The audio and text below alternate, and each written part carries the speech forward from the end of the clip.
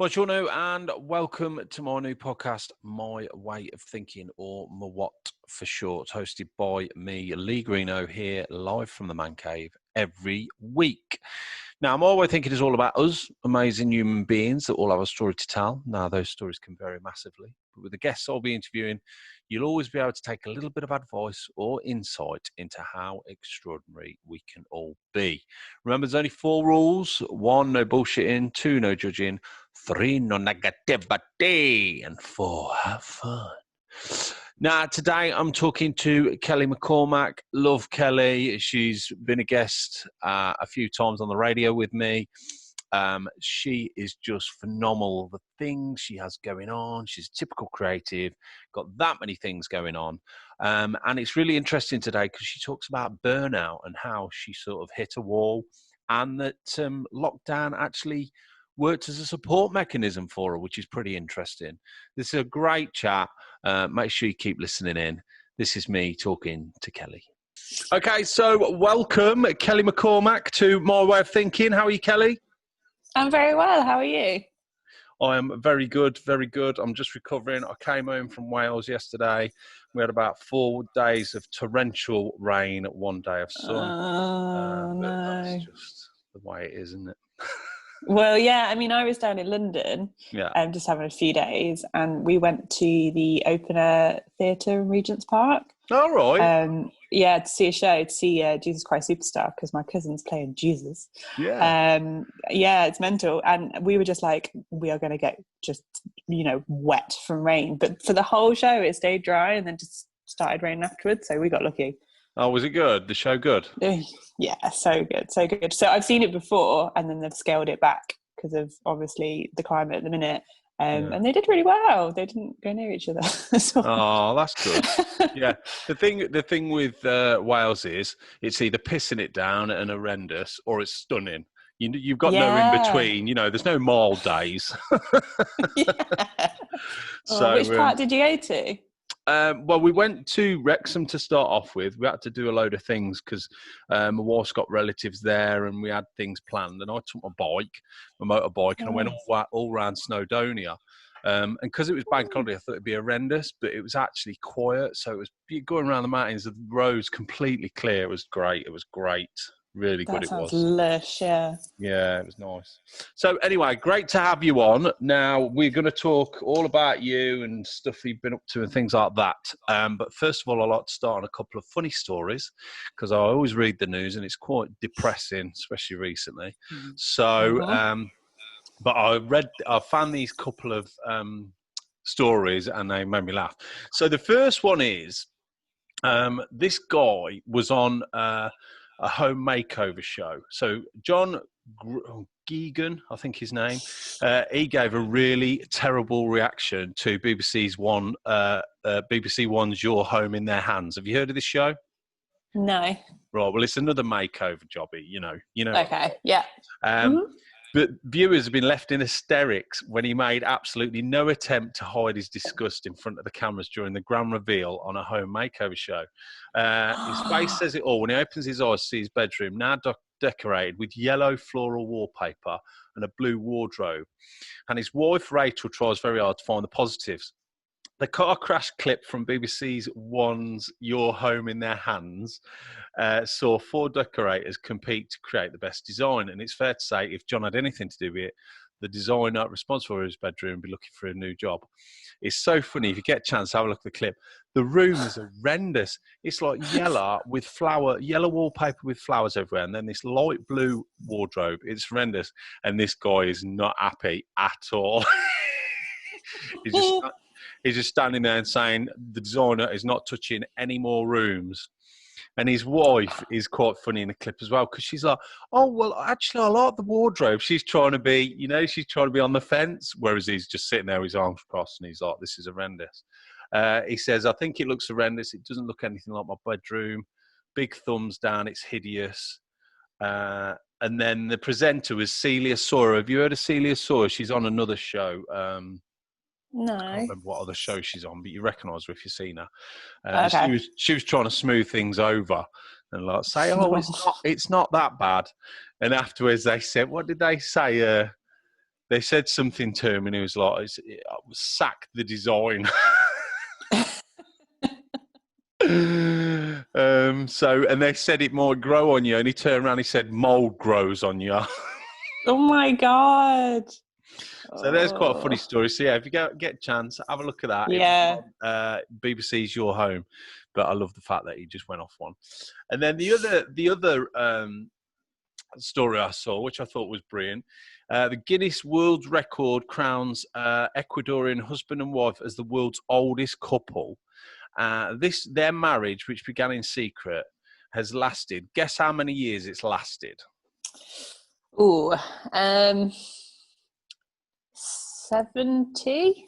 Not bad. 79 years. Oh, very Okay. nice. So how old are they going to be? They didn't get married when they were God, 5. yeah. They collectively, they've lived 215 years, which is crazy. He's 110 and she's 104. That's amazing. Oh Isn't it? my God, that's insane. I know. Go on. I know. It's the Guinness World Book of Records. The pair married in 1941 in the first church built in the Spanish place called La Iglesia or something or other. Julia secretly slipped away from her parents to wed his lover, as neither of their families approved. We've never divorced. Never something we thought about. We did think about blah, blah. Both are retired teachers and live in Ecuador. And they can gather quite a crowd. 4 surviving children, 11 grandchildren, and 21 great-grandchildren. That's not bad, is it? Wow. One great-great-grandchild. Ooh. Jeez. What a legacy. I know. That's insane, isn't it? Bless them. Good luck to him. Hope we go for another 100 years. So anyway, a couple of stories there just to get us started. So Kelly, I know you from your film business in Leicester. I saw you came on the radio show a few times. I saw you winning awards last year. I thought, what's going on here? We need to get her on the show and find out, because she's obviously doing something right and she's pretty awesome. But why is she awesome? So tell us. So how did you become awesome? Tell us a bit about growing up. I guess were you born in Leicester? I was not. So I was born in Coventry in the Midlands, and that was 32 years ago. I grew up there. Really great growing up in Coventry. Like, I didn't know anything different. Like, you know, when people slag off their hometowns and that, I didn't really pay attention to that kind of stuff, and I just enjoyed being where I was. So went to school, got some A-levels. Which school did you go to? I went to Cardinal Newman. Oh, right, okay. Is that right? Yeah, that's right. Can't remember. Yeah, that's right. Yeah, Cardinal Newman for secondary school and for A-levels as well. And I don't really remember having any like path. Yeah. You know when people knew what they wanted to do and stuff. I didn't really have any major path, and I ended up doing things like kind of business and economics and psychology for A-levels. And then psychology was the one that I enjoyed the most. I wasn't the best at it. I was probably best at the business or the economics, but psychology piqued my interest more. Yeah. So when the teachers were like, oh, what do you want to do for like degree or go on to university or whatever, that's the one that I was like, well, if I want to study something for 3 years, then it has to be interesting to me. So I went on to apply for that, and then ended up in Leicester at Dumfries University studying psychology. And it was either going to be there, or I can't remember what the second choice was, but I have a feeling it was Wolverhampton. So very Midlandsy kind of based. Didn't want to flee too far. It's funny you say that. You know, I've spoken to a few people so far. I mean, I haven't started this podcast that long, but one thing that comes out in a lot of these talking to people is you don't really know what you want to do when you're 16, do you? Come on, let's face it, that you want to do for the rest of your life. You haven't got a clue. I mean, I've only sort of realised in the last sort of 5-6 years, it takes a long time to think, what do I actually want to do? What do I enjoy? You know, and I think there's a lot of pressure on kids, especially going uni and saying, right, what is exactly you want to do? I think now and again you'll get one person that's very lucky and is like, right, I want to be a vet, you know, but the majority of kids that age have not got a clue what you want to do, have they? No, and just kind of skipping ahead, there's been a few universities which I've worked at where I've helped with clearing. Yeah. And we've just had that now. And, you know, the kind of the panic is, I think it's just part of the journey that they don't have to go through, where they just panic and they just kind of pick anything and they're not sure. Whereas if I went back to uni now to do a degree, I'd probably choose something completely different. Yeah. Which is just the way it is. Yeah, and 3 years, you know, if you're, I mean, I never went uni, I was too stupid. But I just got straight into work. Well, but I'm a firm believer in apprenticeships as well, that actually do the job as you're training, and that gives you a good insight into it. Because, I mean, you could do 3 years at uni and then, you know, get into a job and hate it. Well, that's the thing, like, because when I went to uni and did psychology, like, you get into this kind of bubble where it's like, okay, we all have to become psychologists now. That's just the way it is. And then I got accepted onto a master's in forensic psychology. And there was just something in me that was saying, you don't want to do that. You want to go get a bit of experience first. Yeah. So you've got something on your CV. So I went off and I worked in mental health sheltered accommodation for a couple of years. And it was around, when was it? So it was like 2009, 2010. So it's when, unfortunately, life and society became about the numbers. So they were just trying to get people out of beds as soon as they could. And I just kind of fell out of love with the whole thing. Yeah. So then I ended up going to work at Coventry University for a bit. And that was just kind of in course administration. And at uni, I was like, oh, I'd love to be like a university lecturer. And then when I went and worked in the Cov job behind the scenes, I was working with lecturers every day and just seeing the stress and the pain. I was like, I don't want to do this. But if I hadn't done that, I wouldn't have known that it wasn't for me. So the whole experience thing, like, 100% believe that you need to get that before you realise what you want to do. Yeah. So you worked with mental health. How was that? It was good always feels like the wrong word to say like that, but no, it was so eye-opening.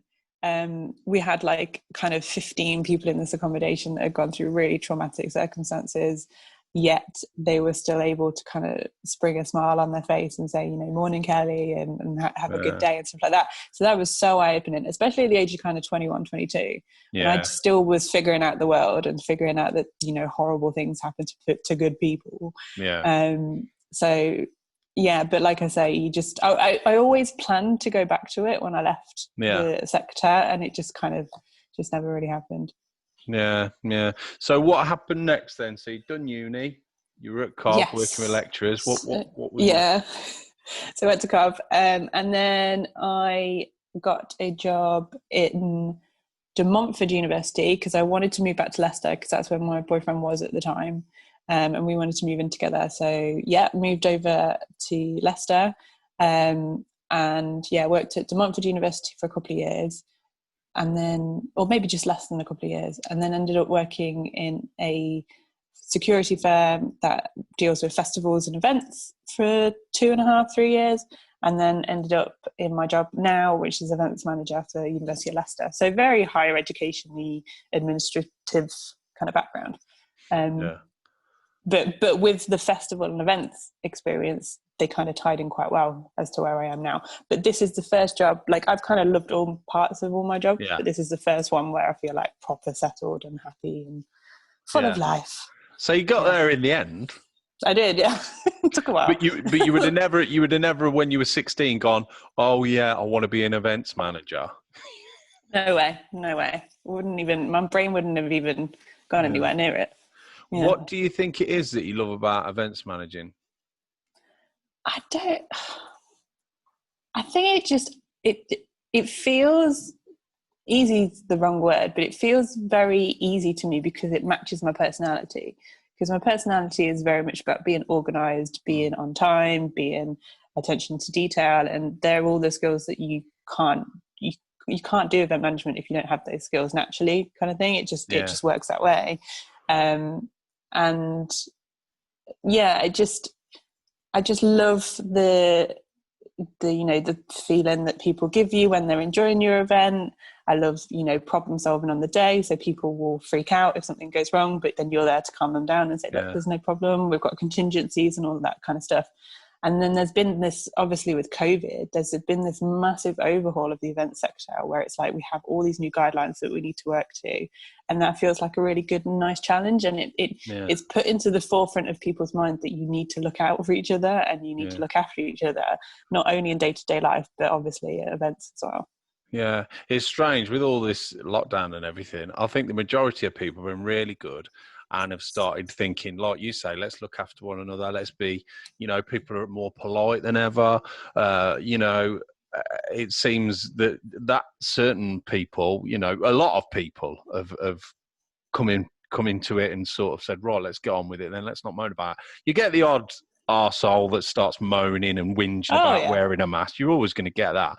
But I think it's quite good. We went to a restaurant and the service was brilliant, and these poor kids were having to wear masks all through their shift, but they were more polite than ever, said anything you need. Because I suppose the other side of it is, well, businesses are desperate for custom to come back as well.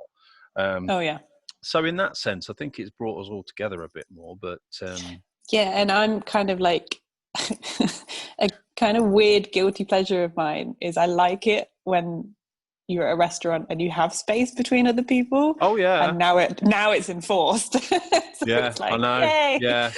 Oh, there's nothing worse than I'm the same. I mean, people who know me would probably be a bit surprised, but I am a little bit shy. Like when I don't, if you see someone and it's like a bit awkward, if I go for a meal, I like to be in the corner, out of the way, in a booth. Yes. Just chill out. You know what I mean?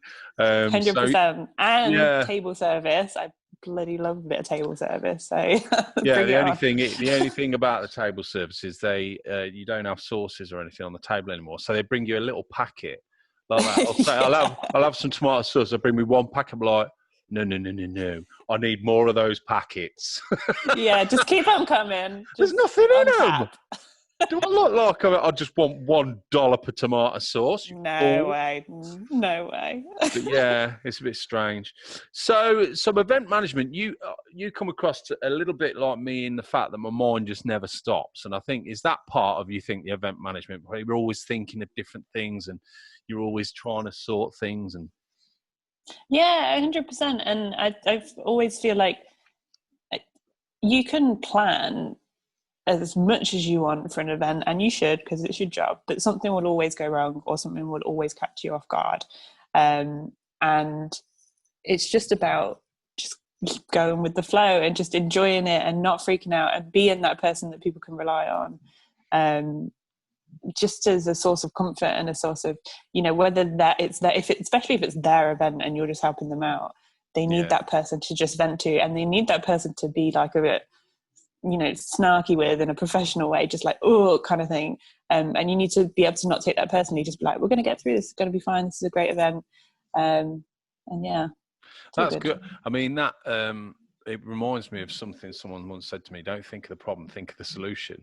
You know what I mean? And when something goes wrong, you've got these people that will obviously think, oh no, it's all over, this is dreadful. And then you've got other people like yourself that will just think, right, okay, that is a problem, but we'll sort it. How can we sort it? Instead of moaning about it and thinking in a negative, what can we do? And I think that's such a better way of thinking. You know what I mean? It's got me out of quite a few jams in the past. Yeah, and it's the only way to keep yourself going as well, because if you get bogged down by all the problems that are going on, then it's just like, well, what's the point?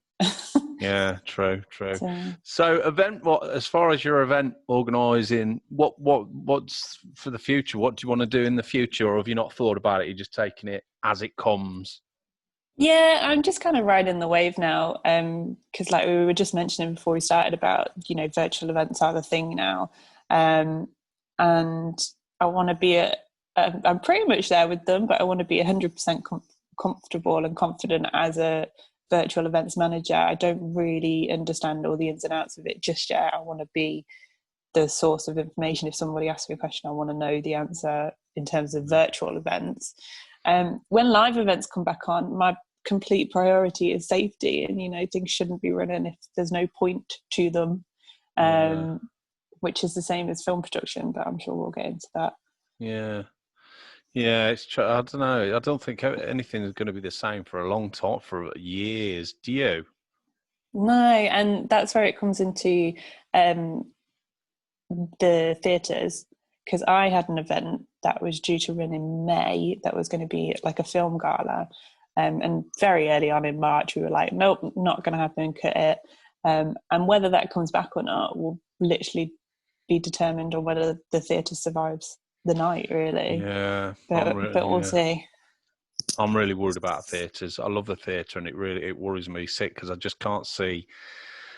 I mean, yeah, the crowd could all sit socially distancing, but what about the actors? You know, they can't wear Mm-hmm. masks. You're acting, you know, and some people will shout into the audience, and you know what I Yeah, mean. So it's just rife for spreading germs, and it does worry me. It does worry me. yeah, I think, you know, well, that'll be a big worry. I think films, we're getting through it with films. It yeah, seems like films are taking off, and they know how to put risk assessments in place. And with films, ultimately, you're sticking a camera on a set.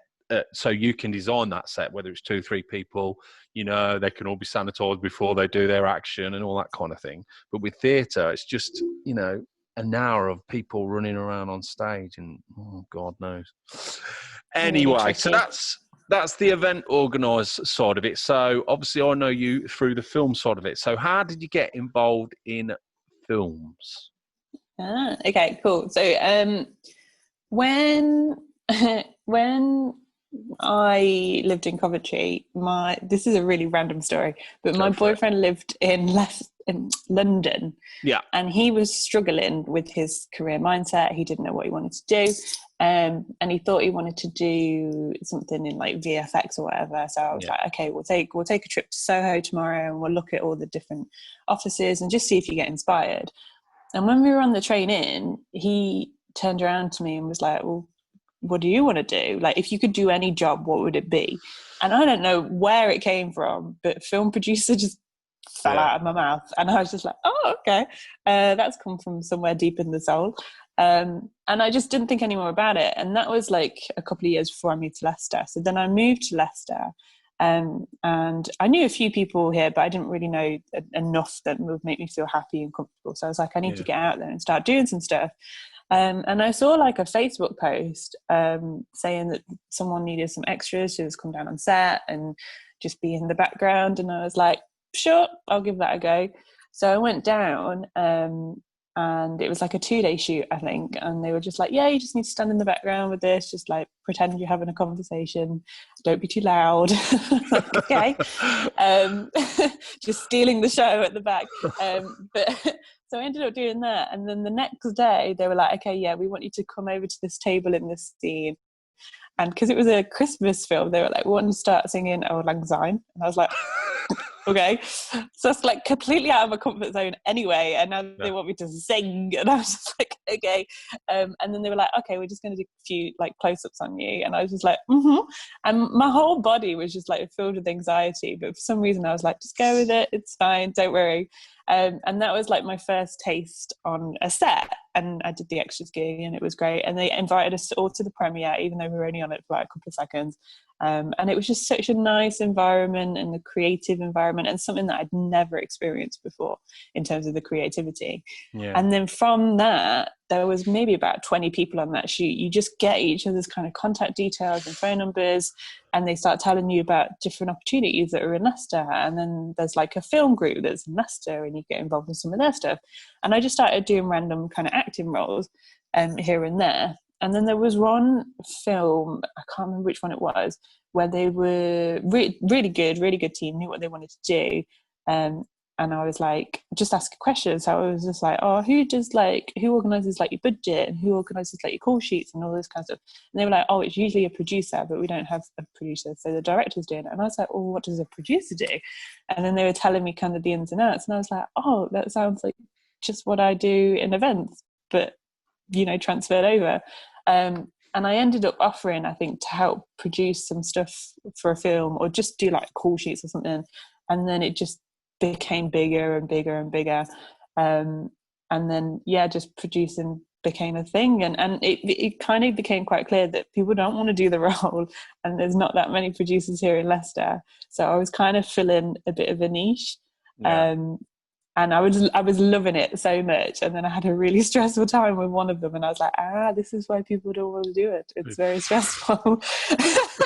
But then I got over that hurdle, and I've been happy producing ever since. Love it. I'll tell you what, I would never produce. It's my idea of hell. I mean, on the film I just did, I produced it with my cameraman. Oh yeah. But I did the majority of it, and holy shit, it's just, like you say, budgets and make sure everyone turns up on time. It's just all the organising, and you're trying to think, and then trying to direct as well. I bet. It's How hard. did the shoot go? Yeah, it's hard work. I think producing is it's such a skill. Like, I mean, you've obviously got that skill with your events as well, where you've got all these different things. You've got to make sure the crew are happy, the cast are happy, everything's on schedule. It's quite I think some people don't understand what a producer is. Some people just think a producer is someone who finds you a load of money to make your film, and it's not that at all. It's someone who is on set making sure everything ticks, and he's going in the right direction to make sure the film's successful and keep it. It's like managing, isn't it? You're managing the whole film, trying to keep everyone happy, but also everyone in line. Yeah, and when you have to enforce some decisions that aren't going to go down well for the good of the shoot, then you're just like, this isn't going to go down too good. But you have to be prepared to have them discussions, and not everybody is. So, like you say, that's a skill. Yeah, I was listening to a podcast. I'll send you the link, and it was a famous producer, and it was a really interesting talk. And he was saying that, on these massive films, you've got these big directors that just want to do silly things, and he has to rein it back, regardless of who this director is. That's what he ultimately has to do, and says, right, everything. If as a director you don't think about the money, which I think you need to, well, when you're at the bottom of the list like I am, when you're a big director, you just throw ideas out there. But it's so easy to just say, I want a tank in this scene, or you know what I mean. But the producer's the one who reins it back and says, well, why? Why do we need a tank? Could we use something else? Could we just pretend there's a tank? All these questions they're asking to try and find out, is it justifying it, isn't it? It's justifying it. That's what it is. Yes. Yeah, 100%. And when I always pay attention, and I've made quite a lot of people do this as well when I'm watching films with them, about how many types of producers go up. So like me and you would be the only producer kind of on a film, or associate producer, whatever, doing all the work, yet there's teams and teams of producers doing different bits, and it's just like, oh god. Yeah, when you see on the big movie, but I think they're in the credits, but what have they done? I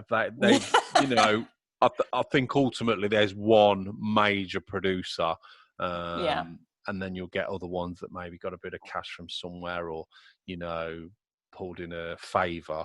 But ultimately, I can't imagine a set, no matter how big, having lots of different producers saying you've got to do. You know what I mean? It'd be chaos. Yeah, they'd argue between themselves, wouldn't they? What would you like to do in the future then? Would you really like to do? Would you like to carry on your production? Because I know you do acting as well.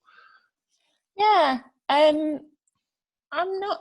I've toyed with quite a few different bits. Like I feel like editing might be a little route to go down. You can do any. If you want to do any of my editing, you're more than welcome. Fucking hate it. I'll probably be saying that as soon as I do it, but it's purely because the production team that I work with, we could just use a couple of extra editors just to help carry the load. So I'd like to do that for that reason. Definitely like to do a bit more acting, definitely like to do a bit more producing, but also so I'm part of like a local dance group here in Leicester. There's quite a few different dance troupes that I'm in, and once you get into the dance industry, like all the professional dancers, they do these classes and then they film it at the end, so they give their students a chance to be on screen just for 30 seconds doing this routine, and I kind of feel like I'd love to do a bit of camera work with that, with like local dancers in Leicester, and just get them the time of day on just a short bit of footage, 6 or 7 minutes of them dancing, and just give them like a bit of a show reel to have. Which they might not normally have the opportunity to get. So I think maybe a bit of camera work is in my future as well. So we'll see. We'll see which one I go to. Yeah, we'll see which one I go to first. So I've seen you dancing, which is very impressive. Where's this love of dancing come from then? It feels like to me like it's a confidence thing. You started doing it for confidence. Yeah, I think I'd agree with that. Do you know what? It happened. I always loved it when I was a kid, and I just don't think I had the confidence to go to dance classes or anything. Definitely not at that age. It just wasn't there. The motivation wasn't there. And then again, back when I moved to Leicester and I was looking for stuff to do, the week before I moved to Leicester, I went to see a burlesque show with my friend, and I was just like, oh, I just love all of it. I just love it all. And then there was like kind of nothing in Coventry at the time in terms of classes or whatever. And then when I moved to Leicester and I was having a Google, there was a 6 weeks beginner's burlesque course at this local studio. So I went along to that, learned all the kind of fun stuff like glove removal and balloon popping and all that kind of stuff. Which I'm not good at. And then the studio owner was like, well, I do a class every week, like you're more than welcome to come down, and we learn routines and then we do performances if you want, which was all very new to me, but I was like, yeah, definitely in, let's give it a go. And then I've done burlesque for 5 years now. And then commercial dance, which is the more kind of hip hop, all this kind of heels thing, started at the studio in January 2018. So I've been going since then. So I kind of fell into it because it was at the studio. And I love the studio where all this takes part in. So I kind of just did it to give it a try, and again, fell in love with it and carried on. It's good for fitness as well, isn't it? Yeah, especially if I'm not feeling the gym or whatever, I'm like, I'll just go do a workout. Because you can't beat exercise that doesn't feel like exercise. There's nothing better. Oh, yes. You know, so right? Good. Yeah. But it's really amazing that you've obviously got this thing in your mind that's just creativity all the time, but it's giving you confidence and also networking and meeting people, and so I think that's a great thing to have. I think where some people struggle, we talked about mental health, is they won't push themselves, and it's hard. I've done things. I've gone to London to seminars on my own. And you feel so uncomfortable, but I always say, if you can get through that feeling uncomfortable, when you come through it, you feel great. I mean, it must have been when you first went dancing, you must have felt so worried, and you know what I mean. But once you get into it, you feel great, don't you? Do you know the push just to go through the door on the first day was so overwhelming and so huge and so like, suffocating. Yeah. But within 10 minutes, it had all gone. Yeah. So I completely get it. Yeah. I went to, years ago, I went to an acting thing. I thought about acting, and I thought, I'll go to this London place that does method acting. And I went, and oh my God, I was petrified. I'm usually quite confident. I get on with people, but I just get in there. And I was sat outside and I thought, God, I don't know if I can do this. It's totally out of my comfort zone. And I did it. And I met some amazing people. I worked out that I didn't want to act. Well, that's what it's for, yeah. Yeah, but I learned so much, and it gave me appreciation, probably where I get the directing from, because it gave me appreciation of what actors go through and what they have to put on the line. You know what I mean? So, but it would, if I hadn't have done that, I would never have been where I am today. You know what I mean? So I think there's definitely a lesson there, isn't the push? If you feel uncomfortable, push and get through it, Yeah, 100%. And also, don't make decisions when you're tired. Or hungover. Yeah. That's coming from a place of like, when you're just feeling low and exhausted and you're just like, I've got to do this stuff, or I've got to do this project or whatever, and I've got to do it today because it's the only day that I can do it. But you're also exhausted. you just don't do good work. Like, it's worth just trying to delay it, or delay that decision, or delay that mindset, because it could change from day to day. Like, you might decide on the day that you're exhausted not to do something, but the next day when you feel good, you might go for it. So there's a lot to do with mindset that way. Yeah, I know what you're saying with that, but also there's the other side of it, is that when you can't, I mean, it's like on a film set, you've got that day to film, and if you feel like shit, it doesn't matter. You have to bring it. So there's also that side of the thing, you know what I mean, of the creativity, especially. Go on. Go on. You know what I'm saying? Yeah, no, because the thing that's come straight into my mind is that we've just released a film called Murder on Friday. We just released it, and it's on YouTube. But that was a 1-day shoot, and that was so exhausted, like so exhausted for everyone in that room. We were all in a room for 1 day, so many of us. How many hours? It was just, it was 9 till God knows. 9? That's late. 9? 9 starting filming. We did settle before that. Okay. Right. But till God knows what time. And, people were flagging so much, including me. And I was trying to keep people's spirits up, but I was flagging as well. But the response that we've had, and the happiness that people have felt from it, and saying how good the day was, has been so nice. So it's like, even though your memory is of, oh, that was so tiring, it's like, actually, we did good work and we pulled ourselves through, like you say, and it was worth it. So, yeah. And also remember, when that happens, the last person to start feeling tired is the producer. Yeah. So if you want to carry on, you have got to be the one at 10 o'clock at night that's going, come on, we just need to rally around the troops, and and the director.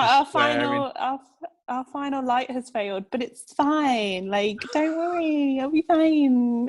oh God. Oh no. Film-wise, so tell us. So obviously you've done a bit of acting, a bit of producing, a bit of everything. Tell us what you've been up to recently then. So you said about this film, Murder. Yes. Who's in this? So it's me. Tim Watson. Oh, yes. Yeah, I know Tim. Yeah. Oh, yeah. So funny story about me and Tim, actually. We ended up filming together one December, maybe last year or the year before. And he's the loveliest guy. And we ended up on this set where he had to play kind of like a sexual abuser of me. So it was so strange, because he was just like, hi, I'm Tim. And then he was like, ugh, and it was just like, oh, okay. But afterwards, so there was quite a nice connection there, and we just got chatting, and he said, oh, I've got this script that's kind of trying to get into production, and I don't really know what's going with it. And I said, oh, well, I'm part of a production company. If anything falls through, then give me a shout. And we just kind of stayed in touch. And I didn't think we were going to hear anything. And then he messaged me and he was like, can I send you the script just so you can have a feel for it? And I was like, yeah, of course. And put it to the guys in the team. And I just said, I think there's something golden here. And they all said, oh yeah, we really like it too, because it's murder, it's dark, and we all love filming all them dark themes. We love it. And I said, I think we should try and put this into production. And I said, I think we should do it on a day shoot. And we ended up doing it. And that was last September, so September 2019. And it's just been released now in August 2020. And it's the story of 5 people in a room, and they all discuss how they would murder each other. And it's just a fun little short. There's some of the stuff that they do in it is just bonkers. Yeah. And so it's me, Tim, a guy called Billy, a guy called Sam, and a girl called Tilly, who I've worked with all those guys loads anyway. And it's just a silly little short, but it's really clever in the way that it's kind of done, and the way that it's written, and parts like that. So it was just out of a chance kind of conversation. That is it on YouTube now? It is, yeah. So if you try and look for the GM Finney Productions YouTube channel, it's plastered all over there. But yeah, it just and that was purely just from staying in contact with someone, you know, and something really that we're really proud of has come out of it. So so that's not doing a festival run then, or is it? Or yeah, we are going to do it, but we're not we've done on some festivals, but we're not too rushed at the minute with it. The festival scene also feels a little weird. I don't know if you're feeling this. Yeah. It feels very busy and panicky. Yeah, I don't. So yeah, it's a bit of a nightmare at the minute. I mean, for myself and my own film, I don't know what I want to put it in festivals, but I might just hold off till next year. This year is just sort of. Whereas sort of before lockdown, everything was a bit, right, let's get it sorted for this date and this date and this day. Now with lockdown, it's like, just, who gives a shit if we're 6 months slower than normal?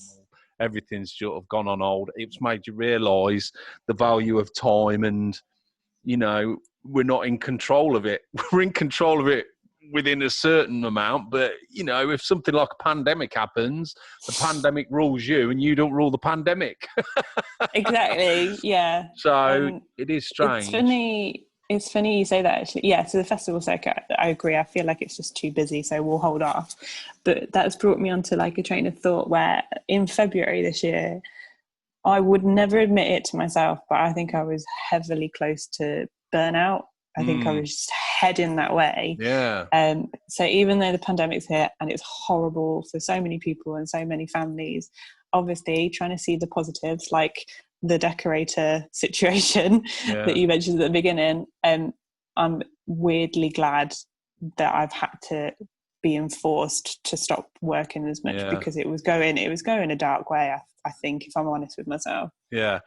What do you think and I've spoken to people before about that, and I totally understand because I've been the same way, but why do you think it is that we do it to ourselves? Why do we take on too much? Do you think it's because we think we're going to miss out on something? What is it?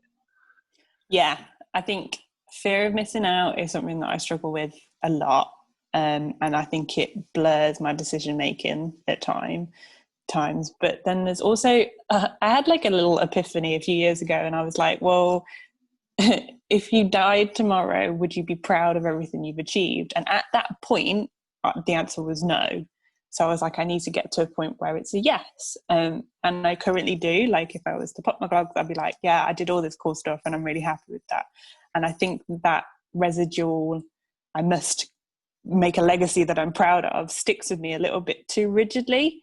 So if there's more to achieve, I'm like, I need it. And it just blurs the decision making a bit too much at times. And I really have to concentrate on not doing that. I think it's a lot of creatives. I'm exactly the same. It's what a lot of creatives, it just plays on your mind, which is ridiculous when you think about it. But you can only work out so much what's going on in your mind, can't you? But yeah, lockdown with me, similar thing. I mean, I weren't worried about becoming on burnout. I'm pretty in control most of the time. But even me, I was like, with the film and everything, it was really pushing me. And what I've learned with lockdown is I can step back a bit more. I can step back. If there's something stressing me out, I can step back and say, look, we're all safe. No one's died. It's not the end of the world. What's the worst that's going to happen? Step back and try and clear it from my mind, which is difficult sometimes because it just plays in your mind and mind and mind. But I've definitely learned. I was speaking on the podcast. You'll see in a few next week, I think it is. I was speaking to a woman that deals with meditation, and I definitely want to take it up. I need to take up meditation because I think you've got that many things clogging up in here.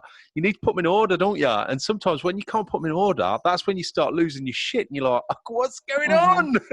Do you know what's funny? Like yesterday I was exhausted, so I went to bed at like 10 or whatever, but I woke up at 4 and I couldn't get back to sleep. So I whacked on a few meditation podcasts, which is hilarious that you've mentioned it, because I don't do that all the time. I don't do it every night. And I woke up this morning just feeling a bit more clearer. Not like loads, but just like, oh, that's definitely done something. So yeah. There's definitely something in it. There's an app called Headspace. I don't know if you've heard of it, where they do 10 minute slots. It's free for like the first few weeks, and it's 10 minutes. You can even do 5 minutes, because that's the funny thing is I look at 10 minutes and think, how am I going to get 10 minutes of peace and quiet? It's crazy, isn't it? But you can, and I did that for a while, and that was really good. And then somewhat took over and you stopped doing it. But it's definitely something I think will help me. I definitely, by the sounds of it, it's something you definitely want to look into because, you know what I mean? Yeah, that's But a good reminder. Thank you. But lockdown, yeah, it was similar to me. It helped me. And then I think it got to a point then, sort of halfway through lockdown, where I was like, I'm getting a bit pissed off with this now. Because you need something as a creative, and you'll be the same. You need things to look forward to and have goals all the time. It's constant, isn't it? Yeah. So I did my first. I've been like mini producing throughout the whole time, but you can't do anything if you're not allowed to film. And then I did a bit of producing last week, because the thing with our films is, so we've got one feature in development and we've got 3 shorts, one feature that's in filming and 3 shorts that are in development. And because we do filming for fun, and we're not attached to any budgets or investors or anything like that, it's like we would just be filming for fun. And all the guidelines that are coming out from kind of, Film England and all the government and stuff is you should only do stuff if it's necessary or essential. Yeah. So it's like trying to find that line between putting people in danger, but also trying to chip away at a project because we have time to do it. So I did a bit of producing last week, and we've looked at all the scenes on the feature that we could potentially film and done it in kind of green, amber, red. So red, no go, because it's 20 plus people. Amber would need to really be strict on precautions, and then the greens are all scenes with like 1 or 2 people in it. So I think we're going to start to try and chip away at them slowly, and just see how far we get. You've got to use a bit of common sense. The government guidelines, yes, I totally agree, but you have to use common sense, and you'll know when you're not using common sense, when you've got a lot of people there, everyone's close to each other, you're not using sanitizer and all that kind of thing. So I think a lot of it is just, now things are relaxed a bit more, just use a bit of common sense, you know what I mean? Yeah, and I think the main thing is, your actors. So we have a team of 10 actors and 10 crew or whatever. As soon as someone says that they don't feel comfortable to film, you don't film with them, you do someone else's scenes. Do you know what I mean? And just respecting each other's, needs. Yeah, and ultimately, if you're really worried, then you won't be involved, Yeah, exactly. And you're not under a contract, you're doing it for fun and just, So excellent. Well, don't burn out, and if you feel like you're burning out, the key is as well. One thing that I thought was, when I step back, is if I'm close to burnout, then the decisions I'm making are wrong anyway, because they're led by anxiety and stress. So you're no good to anyone. You're no good to anyone. So you take a step back. Right. Thank you. Now, one other thing I wanted to talk to you about is we spoke about Secret Cinema before, last year or longer than that. And last year. Yeah, Secret Cinema. And what Secret Cinema is, well, when that's going to reopen, I don't know, is where they take a film and then they make an event around that film. You being an event organiser must have loved looking at this. Yeah, so you went to Casino Royale, so how was it? So it was the 4th of September last year, so it was almost a year ago. It was brilliant. Oh my gosh. So you buy your tickets. There's different tiers of tickets. I don't really know what the higher tiers get you, but we went for the basics. And they said you kind of pick a time of what time you'll arrive. Earlier is the better. And they just say, we'll give you a location like a couple of weeks before, and you go, okay, that's cool. But it's somewhere usually in the London area. So we got this email, and it said that it would be in Dagenham. So that was fairly easy to get to. Were you travelling back there and back the same day, or were you stopping over? Stopped over. Just because didn't that's want the thing. stress. How did you get an hotel when you didn't know where you were going? Well, And do you know what I think I did? I think I booked a travel lodge in central London. Right. And then when they said it was Dagenham and Dagenham had a travel lodge, I was like, could you just change it? And they were like, yeah. But they were like, it was like for like a 10 quid fee or something. I was like, that is fine, do not worry. Nice. So we just switched it. And then on the lead up to it, because it's James Bond and Casino Royale, it's like, you are agent so and so and this is your mission, and I'm just like getting overwhelmed. I'm like, oh god, I've got to do stuff. But it's not like that at all. It's just you put in as much as you want to put in. You can put all of yourself in, or you can put none of yourself in. It's fine. So we get there and there's this big red carpet kind of painted on the floor up to this massive warehouse, and you're just like, okay, this is either cool or just really shifty and shady. But then as you get closer, they have like the circle where you can take a picture of you, like pretending to be Bond. And then you go through to this bit and they take your phones off you and lock them up in like this pouch. But you get to keep the pouch. So you have your phone on you at all times and you can get out and unlock it if you need to. And then you go in and they put you into this room and there's like just an announcement about how you're at the Casino Royale and just to enjoy your time. And then the person that's doing this announcement gets shot. And then just my God. Oh god, okay. And do you know what? I was with my boyfriend and he was just like, I knew that was going to happen. It was obvious. And I was just like, I didn't. Like, I was totally drinking it in. And then they bundle you through to the rest of the warehouse, and there was like 5 or 6 different like parts which you could explore, and it's just, everything that you would expect from the film. And there's like food there, and there's drinks there, and there's kind of characters that you need to find.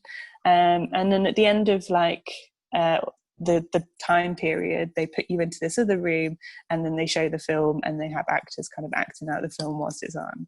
And it was just incredible. It was so good. Definitely recommend it for anyone. But like I say, if you go early, because it's less people and it does get busy. But then, so we did that, and then I ended up going again to a Stranger Things one in February, just before lockdown. And obviously Stranger Things isn't a film, so they couldn't show you the film at the end. So it was really weird how they were going to do it.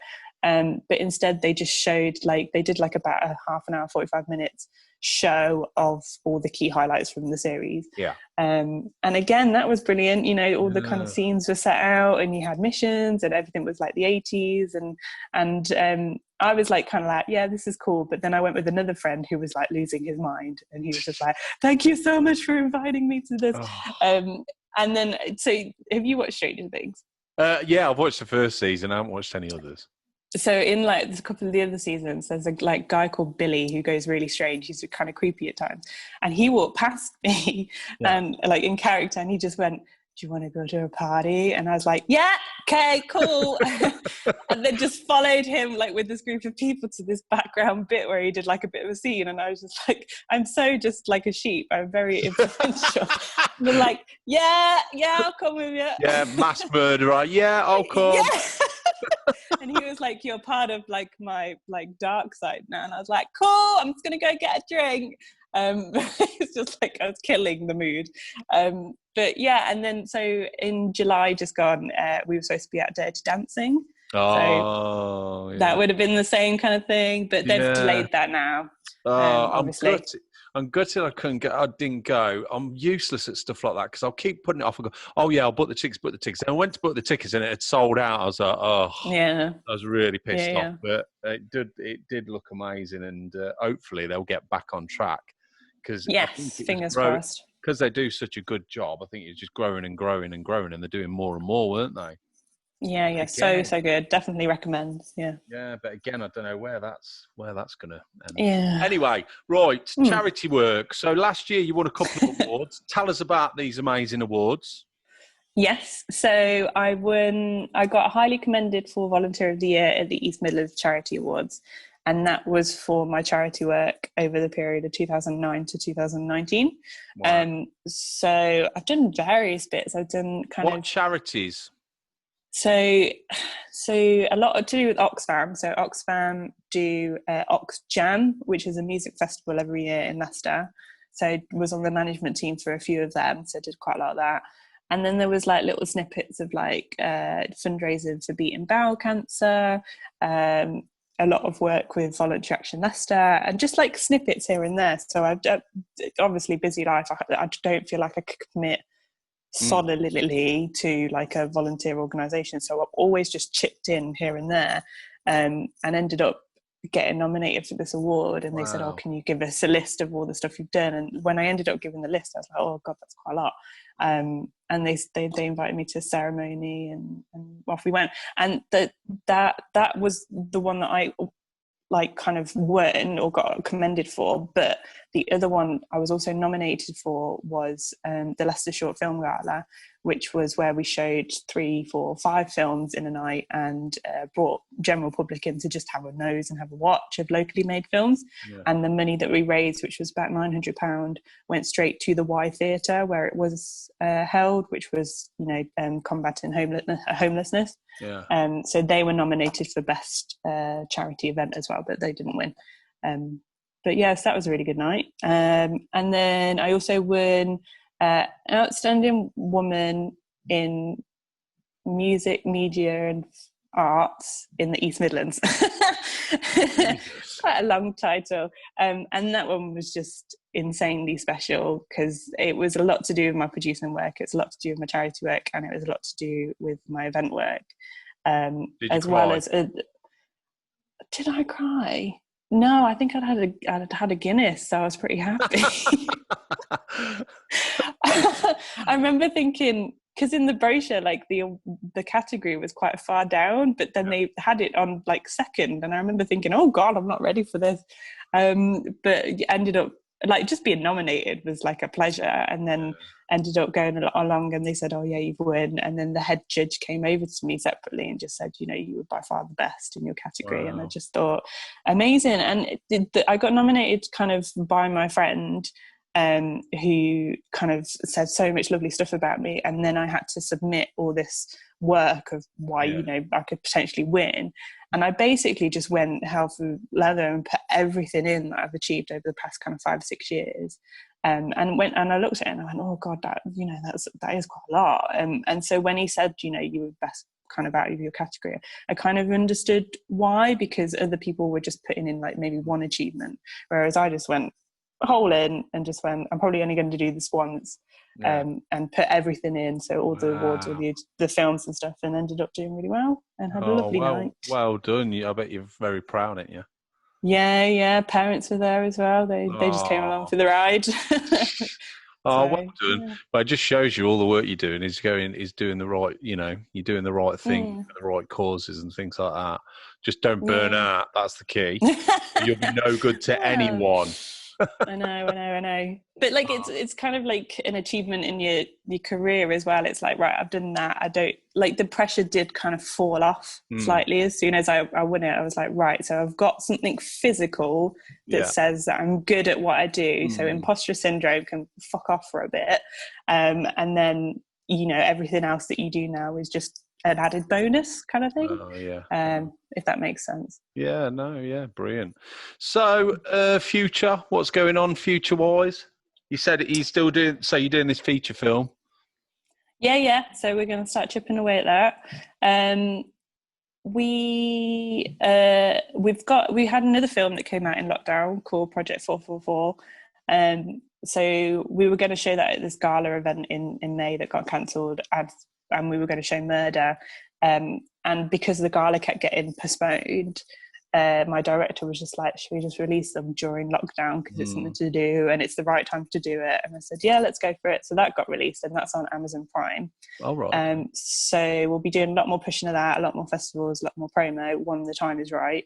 But we want to obviously there's a sequel kind of in script production with that, so we want to see how far we can get that, and then just lots of like pre-production as well on these 3 shorts that we want to make as well. But again, you don't want to put the pressure on and say we're definitely making them. It's more just exploring what we can do. And one of them is potentially very little short. Potentially I'm going to have a go at directing it. Yes, That's new. Do it. So yeah, you got any tips? Yeah, don't do it. Just do it. Hey. Just do it. You're already doing half of it anyway, aren't you? What you with your managing Yeah. and your producing. I always say directing is managing the team and keeping everyone happy and Yeah. focused. And do your planning. Just loads of planning. Make sure you know exactly what you want to shoot. But be open to suggestions. And Yeah. you'll be fine. You'll be fine. But yeah, plan. Someone said that to Yeah. me. You should be the most planned person there. You should know exactly what's going on. And if you don't, everyone looks at you and you go, "Oh, I don't know what I'm doing next." Then you're in. Yeah. So just plan. Yeah, Yeah, I because love it. I mean, the short is like it's dark because we only seem to film dark stuff. But the Yes, whole, blood and the guts. whole, Love it. oh I'm the yes, same. oh yes, I'm the same. yeah, kindred spirits. But the whole kind of theme of it is to do with dance. So I was looking for a director that could potentially take it on, and it just wasn't settling with anyone. And then I was talking to someone, I can't remember who it was, and they went, "Well, why don't you do it?" And I didn't have an answer for them, so I was like, "Oh, potentially, yeah." So Well, you'll yeah, love a we'll see. dance. You'll love a dance. You know what you want. You're an Mm-hmm. expert, and because that's what I always say. I remember listening to an interview with Tarantino, and he said when he made Reservoir Dogs, he didn't have a clue how to use a camera or what he needed to. But he said he was an expert on that script. So no one no one knew that script better than him, and that's the Mm-hmm. key. Is exactly how you want to shoot it and how you feel about the dance. So no one is better than you at that. People might know more about lights and camera angles, but you know what I mean. So always just keep that in mind. That's what I always think. I always say I'm an expert. A lot of people say that's bullshit, but I am honest. So now, if anyone wanted to get involved in films or events or stuff like that, what advice do you think you could give them? A good bit of advice that I've always worked to is replace fear with curiosity. Ooh. And that's actually helped me quite a lot of times. So if something has felt fearful in the industry or an opportunity or whatever, to try and just overcome that and be like, actually, I'm just interested to see what this opportunity is about, and no pressure, just enjoy it or not enjoy it or learn from it or whatever. Because there were so many times when I was very regretful in my early 20s when an opportunity would come up and I was so scared that I would fuck it up that I just wouldn't do it because I was so fearful, where actually in the back of my head I was like, yeah, you can do this, but the fear was too big. So if anybody is interested in just getting involved in like film or whatever it is, but they're too scared to just step over that line that gets you in, just try it and just see what happens. Be curious as to what happens. It might go right, it might go wrong, it might go in between, but yeah, just try and replace fear with curiosity. I've always liked that one. Yeah, that's a good one. Goes back to the uncomfortable thing as well that we were on about earlier. When you feel uncomfortable, which is fear, I suppose, is get through it, because you feel so much better once you do. And if you don't, then you're always thinking, well, what if I'd have done it? And which is terrible. Yeah, 100%. Terrible. No regrets. Okay, now I always ask my guests for a favourite, whether it's a film or a TV show or a food or just something that people can access themselves. Have you got one? Yes. Go on, what is it? What is it? But you're going to think I'm a letdown because it's something that we've already spoke about on your film Go show. on. But it's going to be my favourite film. Go on, what is it? True Romance. Oh yeah, I love that film. I love that. Written by Tarantino. Why and do you think that is? I think I remember talking to you about it, but the film itself, like if you see the title True Romance, you think, oh, rom-com, lovely, lovely, but actually it's very dark, it's very sinister, and it's very twisty and turny, and there's so much that happens in it, and it's just a great film. And I think I remember comparing that to me when I was talking to you, because you expect the film to go a certain way, or you expect the film to be a certain way, and then it surprises you. And I feel that quite a lot in my various kind of whatever production I'm doing or films I'm doing or events I'm doing.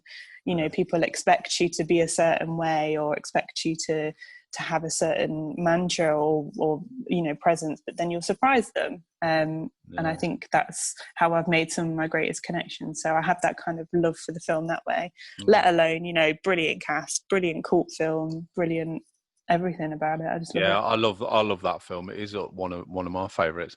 I was watching the new episodes of Dirty John. Have you heard of Dirty John on Netflix? Yes, so Christian Slater's in the new one, right? Yeah, and I was looking at Christian Slater and I was thinking, oh God, I feel old. I remember him in True Romance, how young he looked. And then I watched something with Patricia Arquette and she was looking old. What was it? Escape from Delamora. It's about a prison drama. It's brilliant film, brilliant TV series, and she's in it, and she's looking old, and I'm like, oh my God, I know. No. Alabama. Oh, don't! She's my spirit. Yeah. It's so weird as well because that film. So there's a cinema in London called Electric Cinema, I think it is. I've heard it. Or Backyard Cinema? No, Backyard Cinema. Oh, right. I've heard of that one. So they put on films regularly, but then they try and they'll have a theme. So when I went down to watch a film there, which was True Romance, it was like they'd done it into like a church, and then they had like loads of rom-coms on as well, but it was like a church. And every time they do a set of screenings, True Romance is always in there. But it's in there with like the new films, like Disney films. Like it's just such an odd one to be advertised every time. But it's in there every time because people just love it. And every time I feel like, oh, maybe not people, like many people like it as much as I think they do. I'm like, no, they do. And it's just a classic. Yeah. Yeah. No, that's a good favourite to pick.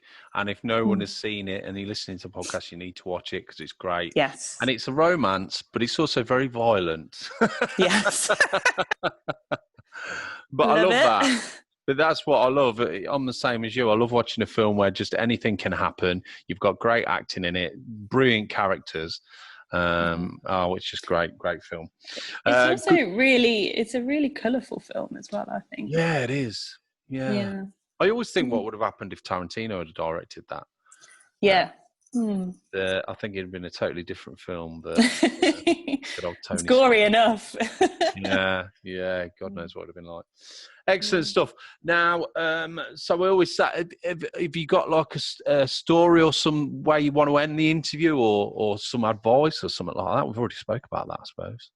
Is there anything? I can't really think of anything. I guess it's just a reminder to kind of listeners and stuff that, your way of thinking is your way of thinking. There's no wrong about it. Like I often have, thoughts where I'm like, oh, this isn't, just because my head isn't settling doesn't mean that my head is wrong. Like it's so hard to be in tune with your emotions and your thoughts and your reactions. And it's so not taught at a young age like it should be.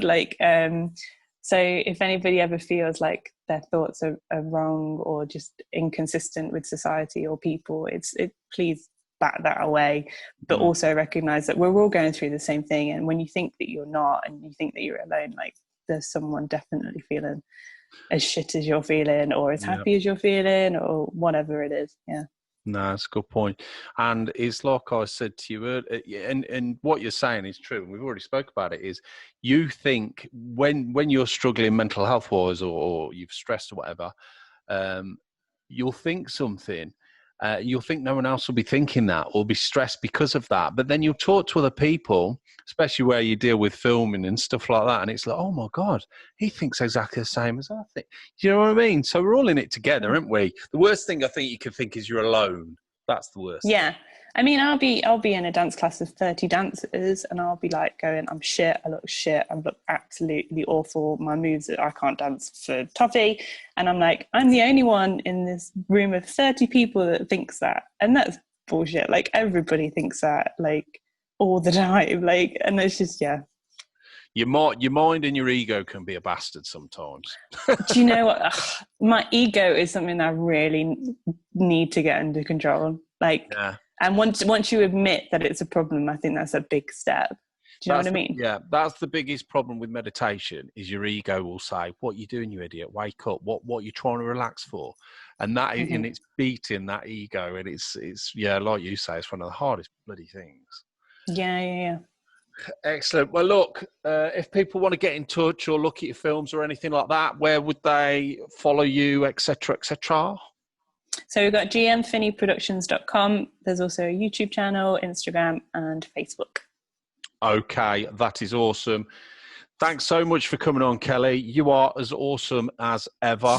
Thank you. Do something. We must sort of project out together or something. You can take all the shit off me and produce. I mean, mate. you can take the best parts of the job and produce. But yeah, we should definitely. But thanks so much. Keep doing what you're doing. Don't burn out. You know, and just stay doing what you're doing because you're doing a brilliant job. And I'm sure we're going to see you. If you make it before me, just remember me, okay? You too. Right.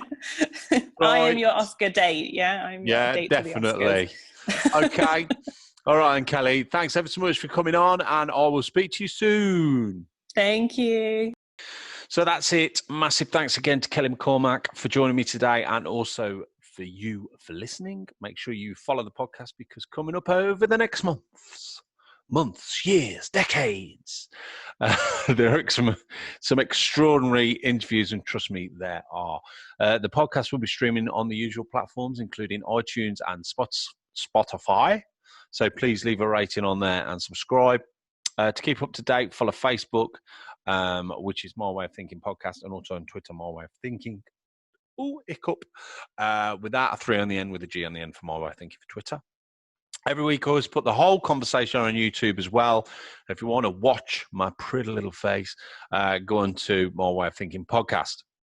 And finally, if you want to get in touch or think you may be a great guest yourself, then just email me. The email address is mowhatpodcast@aol.com. Until next time, God bless and take care.